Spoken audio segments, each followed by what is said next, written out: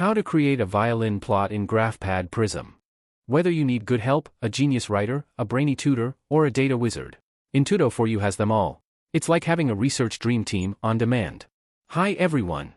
Welcome back to Intudo4U.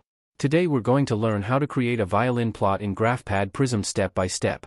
I'll also explain what a violin plot is, why we use it, and how to interpret it easily. By the end of this video, you'll be able to create your own violin plots in just a few clicks. What is a violin plot? A violin plot is a combination of a box plot, showing median, quartiles, spread, and a kernel density plot, showing data distribution shape. It helps you see not just summary statistics but also how the data is distributed, e.g., skewed, bimodal, etc. GraphPad Prism makes this easy without needing coding. Example dataset. We'll use a simple dataset with three groups of values, A, B, C. Group A might be test scores, Group B a treatment group, and Group C a control group.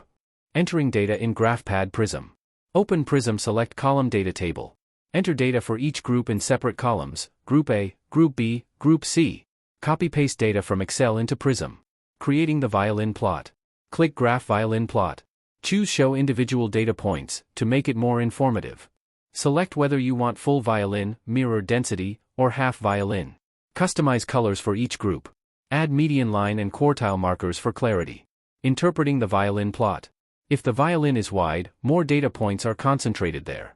If it's narrow, fewer data points. Compare group distributions.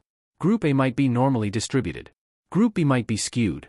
Group C could be bimodal, 2 peaks. Export and wrap up. Once your plot is ready, click Export to save it as PNG, TIFF, or EPS for publications. Closing line.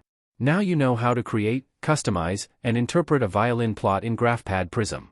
If this video helped you, don't forget to like, thumbs up, subscribe bell, and share with friends learning statistics and data visualization.